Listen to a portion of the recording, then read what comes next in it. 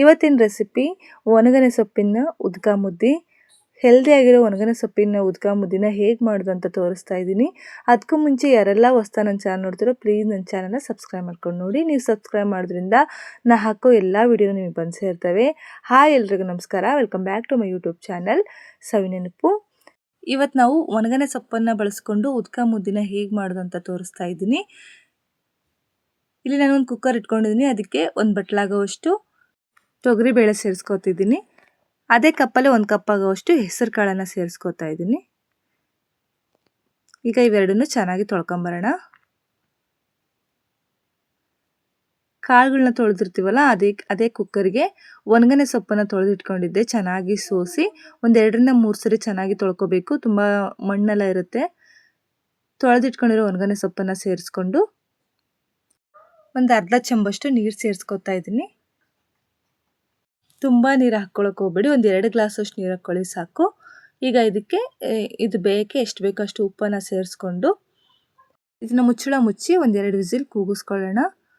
1-2 whistle ಆಗಿದೆ. ಚೆನ್ನಾಗಿ ಒಣಗನೆ ಸೊಪ್ಪೆಲ್ಲ ಚೆನ್ನಾಗಿ ಬೆಂದಿದೆ ಕಾಳು ಜೊತೆ. ಈಗ ಇದನ್ನು ನೀರನ್ನು ಸಪ್ರೇಟ್ ಮಾಡ್ಕೊಳ್ಳೋಣ. ಒಂದು ಸೋಸೋದು ಇಟ್ಕೊಂಡು ಅದರಲ್ಲಿ ಬಸ್ಕೋತಾ ಇದ್ದೀನಿ ನೀರನ್ನೆಲ್ಲ. ಅಗಲ ಮಾಡಿ ತಣ್ಣಗಾಕ್ಬಿಟ್ಬಿಡೋಣ.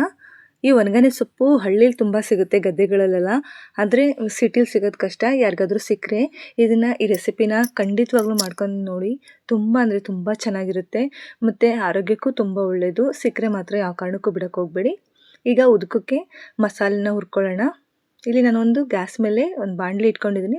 ಒಂದು ಸ್ಪೂನಷ್ಟು ಎಣ್ಣೆ ಸೇರಿಸ್ಕೊಂಡು ಗಡ್ಡೆ ಈರುಳ್ಳಿನ ಕಟ್ ಮಾಡಿ ಹಾಕ್ಕೊಂಡಿದ್ದೀನಿ. 1 ಸ್ಪೂನ್ ತಗೊಂಡು ಚೆನ್ನಾಗಿ ಹುರ್ಕೊಳ್ಳೋಣ, ಕೈಯಾಡ್ಕೊಳ್ಳೋಣ. ಈಗ ಇದಕ್ಕೆ ಒಂದು 2-3 ಗಡ್ಡೆ ಬೆಳ್ಳುಳ್ಳಿನೂ ಬಿಡಿಸಿ ಹಾಕ್ಕೋತಾ ಇದ್ದೀನಿ. ಮತ್ತು ಒಂದು 2 ಹೆಸರು ಕರಿಬೇವನ್ನು ಹಾಕ್ಕೊಂಡಿದ್ದೀನಿ. ಚೆನ್ನಾಗಿ ಫ್ರೈ ಆಗಲಿ. ಬೆಳ್ಳುಳ್ಳಿ ಎಲ್ಲ ಪೂರ್ತಿ ಕಂದು ಬಣ್ಣ ಆಗಬೇಕು, ಆ ಥರ ಚೆನ್ನಾಗಿ ಫ್ರೈ ಮಾಡ್ಕೊಳ್ಳೋಣ. ಸೀಸಕ್ಕೆ ಹೋಗಬೇಡಿ. ಈಗ ನಾನಿಲ್ಲಿ ಖಾರಕ್ಕೆ ಒಣಮೆಣ್ಸಿಕಾಯಿ ಹಾಕ್ಕೋತಾ ಇದ್ದೀನಿ. ಹಸಿಮೆಣ್ಸಿಕಾಯಿಗಿಂತ ಒಣಮೆಣ್ಸಿಕಾಯಿ ಹಾಕಿ ಮಾಡೋ ಖಾರ ಇದು ಉದ್ಕ ತುಂಬ ರುಚಿಯಾಗಿರುತ್ತೆ. ಮೆಣಸಿನ್ಕಾಯಿ ಎಲ್ಲ ತುಂಬ ನೀಟಾಗಿ ಫ್ರೈ ಆಗೋ ತನಕ ಫ್ರೈ ಮಾಡ್ಕೊಳ್ಳಿ. ಈಗ ಇದಕ್ಕೆ ಇನ್ನೇನು ಗ್ಯಾಸ್ ಆಫ್ ಮಾಡ್ತೀವಿ ಅಂದಾಗ ಗ್ಯಾಸ್ ಆಫ್ ಮಾಡಿಕೊಂಡು ಒಣ ಕೊಬ್ಬರಿ ತುರಿನ ಹಾಕ್ಕೋತಾ ಇದ್ದೀನಿ. ಅರ್ಧ ಬಟ್ಲಷ್ಟು. ನೀವು ಒಣ ಕೊಬ್ಬರಿ ಇರದೇ ಇದ್ದರೆ ಹಸಿ ಕೊಬ್ಬರಿನಾರು ಹಾಕ್ಕೊಂಡು ಸ್ವಲ್ಪ ಬಿಸಿ ಮಾಡ್ಕೊಳ್ಳಿ. ಈ ಥರ ಮಾಡೋದ್ರಿಂದ ಉದ್ಕ ತುಂಬ ಅಂದರೆ ತುಂಬ ರುಚಿಯಾಗಿರುತ್ತೆ. ನೋಡಿ ಒಂದು ಸರಿ ಟ್ರೈ ಮಾಡಿ ಈ ಥರ. ಈಗ ಅದೇ ಬಾಣಲಿಗೆ ಮಸಾಲೆ ಎಲ್ಲ ತೆಗೆದು ಅದೇ ಬಾಣಲಿಗೆ ಎಣ್ಣೆ ಸೇರಿಸ್ಕೊಂಡಿದ್ದೀನಿ. ಸ್ವಲ್ಪ ಎಣ್ಣೆ ಜಾಸ್ತಿ ಹಾಕ್ಕೊಂಡಿದ್ದೀನಿ. ಇದಕ್ಕೆ ಎಣ್ಣೆ ಕಾದ್ಮೇಲೆ ಸಾಸಿವೆ, 1-2 ದೊಡ್ಡ ಈರುಳ್ಳಿನ ಉದ್ದುದ್ದಕ್ಕೆ ಕಟ್ ಮಾಡಿ ಇಟ್ಕೊಂಡಿದ್ದೆ, ಅದನ್ನ ಇವಾಗ ಸೇರಿಸ್ಕೊತಾ ಇದ್ದೀನಿ. ಪೂರ್ತಿ ಎಲ್ಲ ಬಿಡಿಸ್ಕೋಬೇಕು, ಎಲ್ಲ ಪದರ ಪದರ ಆ ಥರ ಚೆನ್ನಾಗಿ ಸ್ಪೂನಲ್ಲಿ ಅಂದ್ಕೊಳ್ಳಿ.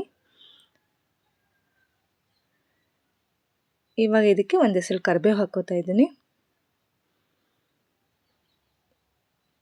ಸ್ವಲ್ಪ ಒಂದು 4 ಮೆಣಸಿಕಾಯಿನ ಮುರಿದು ಹಾಕ್ಕೊಂಡಿದ್ದೀನಿ. ಈ ಮಾಡೋದ್ರಿಂದ ಟೇಸ್ಟ್ ಚೆನ್ನಾಗಿರುತ್ತೆ ಕಾಳಿಂದು. ನೋಡಿ ಚೆನ್ನಾಗಿ ಫ್ರೈ ಆಗಲಿ. ಸ್ವಲ್ಪ ಇದು ಬೇಯಕ್ಕೆ ಎಷ್ಟು ಬೇಕೋ ಅಷ್ಟು ಉಪ್ಪನ್ನು ಸೇರಿಸ್ಕೊಂಡು ಫ್ರೈ ಮಾಡ್ಕೊಳ್ಳೋಣ. ಆಲ್ರೆಡಿ ನಾವು ಕಾಳು ಬೇಯಿಸ್ಬೇಕಾದ್ರೆ ಉಪ್ಪು ಹಾಕಿದ್ವಿ, ಸ್ವಲ್ಪ ನೋಡ್ಕೊಂಡು ಹಾಕಿ. ಉಪ್ಪು ಜಾಸ್ತಿ ಆದರೆ ಚೆನ್ನಾಗಿರಲ್ಲ. ಚೆನ್ನಾಗಿ ಫ್ರೈ ಆಗಿದೆ.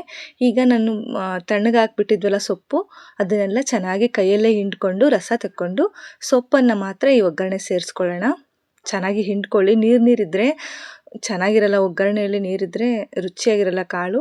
ಅದಕ್ಕೆ ಚೆನ್ನಾಗಿ ನೀರೆಲ್ಲ ಬಸ್ಕೋಬೇಕು. ನೋಡಿ ಸ್ವಲ್ಪ ಕಾಳನ್ನು ನಾನು ಎತ್ತಿಟ್ಕೋತಾ ಇದ್ದೀನಿ ಉದ್ಕಕ್ಕೋಸ್ಕರ. ಮಿಕ್ಸರ್ ಜಾರ್ಗೆ ಹಾಕ್ಕೊಂಡು ಉಳಿದದ್ದೆಲ್ಲ ಒಗ್ಗರಣೆಗೆ ಸೇರಿಸ್ಕೊತಾ ಇದ್ದೀನಿ. ನೋಡಿ ಒಂದು ಹಿಡಿ ಆಗೋವಷ್ಟು ಸೊಪ್ಪು ಕಾಳನ್ನು ಇದಕ್ಕೆ ಹಾಕ್ಕೋತಿದ್ದೀನಿ ಮಿಕ್ಸರ್ ಜಾರ್ಗೆ. ಉಳಿದದ್ದನ್ನೆಲ್ಲ ಒಗ್ಗರಣೆಗೆ ಹಾಕ್ಕೊಂಡು ಚೆನ್ನಾಗಿ ಕೈ ಆಡ್ಕೋಬೇಕು.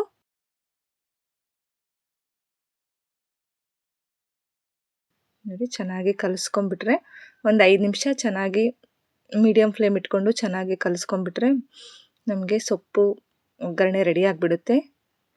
ಈಗ ನಾವು ಉದ್ಕ ಮಾಡ್ಕೊಳ್ಳೋಣ. ಈಗ ಮಿಕ್ಸರ್ ಜಾರ್ಗೆ ಸೊಪ್ಪು ಇಟ್ಕೊಂಡಿದ್ವಲ್ಲ, ಆ ಸೊಪ್ಪಿನ ಜೊತೆಗೆ ಹುರಿದಿಟ್ಕೊಂಡಿದ್ವಲ್ಲ ನಾವು ಮಸಾಲೆ, ಒಣ ಕೊಬ್ಬರಿ ಅದನ್ನೆಲ್ಲ ಇದಕ್ಕೆ ಸೇರಿಸ್ಕೊಳ್ಳೋಣ. ನೋಡಿ ಎಲ್ಲ ಸೇರಿಸ್ಕೊಂಡಿದ್ದೀನಿ. ಈಗ ಇದಕ್ಕೆ 1 ನಿಂಬೆಹಣ್ಣಿನ ಗಾತ್ರದಷ್ಟು ಹುಣಸೆ ಹಣ್ಣನ್ನು ಸೇರಿಸ್ಕೊಳ್ಳೋಣ.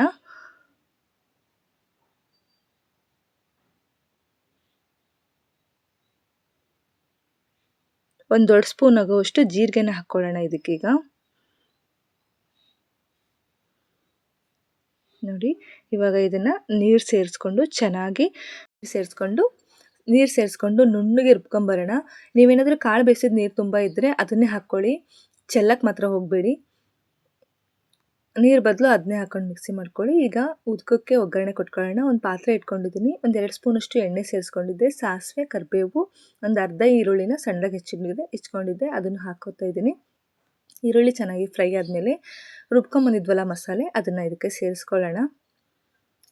ನೋಡಿ ಸೇರಿಸ್ಕೊಂಡು ನಾನು ಒಂದು 4 ಜನಕ್ಕೆ ಮಾಡ್ತಾಯಿದ್ದೀನಿ, ಸ್ವಲ್ಪ ಜಾಸ್ತಿ ಮಾಡ್ತಿದ್ದೀನಿ.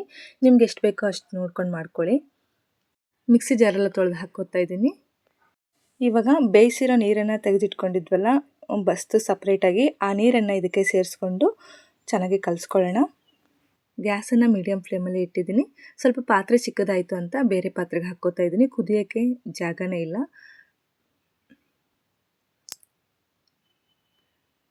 ನೋಡಿ ಇವಾಗ ರುಚಿ ನೋಡ್ಕೊಳ್ಳಿ. ಉಪ್ಪು ಸ್ವಲ್ಪ ಕಡಿಮೆ ಅನಿಸ್ತಾ ಇತ್ತು ನನಗೆ, ಅದಕ್ಕೆ ಉಪ್ಪು ಸೇರಿಸ್ಕೊತಾ ಇದ್ದೀನಿ. ನೋಡ್ಕೊಂಡು ಹಾಕ್ಕೊಳ್ಳಿ ಉಪ್ಪನ್ನು. ಉದ್ಕ ಅಷ್ಟೇ ಸ್ವಲ್ಪ ತೆಳ್ಳಗೆ ಇರಬೇಕು, ತುಂಬ ದಪ್ಪ ಮಾಡೋಕ್ಕೆ ಹೋಗಬೇಡಿ, ಚೆನ್ನಾಗಿರಲ್ಲ. ಸ್ವಲ್ಪ ಉಪ್ಪು ಸೇರಿಸ್ಕೊಂಡು ಲೋ ಫ್ಲೇಮಲ್ಲೇ ಒಂದು 10 ನಿಮಿಷ ಕುದಿಸ್ಕೊಳ್ಳೋಣ. ತುಂಬ ಕುದಿಯೋದೇನು ಬೇಡ, ಒಂದು ಕುದಿ ಬಂದರೆ ಸಾಕಾಗುತ್ತೆ. ನೋಡಿ ಇಲ್ಲಿ ಕುದೀತಾ ಇದೆ. ಚೆನ್ನಾಗಿ ಕುದ್ಬಿಟ್ರೆ ಒಂದು 5 ನಿಮಿಷ ಸಾಕಾಗುತ್ತೆ. ಈಗ ಗ್ಯಾಸ್ ಆಫ್ ಮಾಡಿಕೊಂಡು ನಮ್ಮದು ಉದ್ಕನೂ ರೆಡಿ ಆಯಿತು. ಈ ಥರ ಉದ್ಕನ ಟ್ರೈ ಮಾಡಿ ಒಂದ್ಸರಿ, ನಿಜವಾಗ್ಲೂ ತುಂಬ ಅಂದರೆ ತುಂಬ ರುಚಿಯಾಗಿರುತ್ತೆ. ಇದು ಉದ್ಕ ಅನ್ನಕ್ಕಂತೂ ತುಂಬ ರುಚಿ ಇರುತ್ತೆ. ಮುದ್ದೆ, ರಾಗಿ ಮುದ್ದೆ, ಜೋಳದ ಮುದ್ದೆಗಂತೂ ತುಂಬ ಅಂದರೆ ತುಂಬ ಚೆನ್ನಾಗಿರುತ್ತೆ. ನೋಡಿ ಇವಾಗ ಚೆನ್ನಾಗಿ ಕುದೀತಾ ಇದೆ, ಉದ್ಕ ರೆಡಿ ಆಯಿತು. ನಾನಿಲ್ಲಿ ಜೋಳದ ಮುದ್ದೆ ಮಾಡಿದ್ದೆ, ಜೋಳದ ಮುದ್ದೆ ಜೊತೆ ಸರ್ವ್ ಮಾಡ್ಕೊತಾ ಇದ್ದೀನಿ. ರಾಗಿ ಮುದ್ದೆಗಂತೂ ತುಂಬ ಅಂದರೆ ತುಂಬ ಚೆನ್ನಾಗಿರುತ್ತೆ.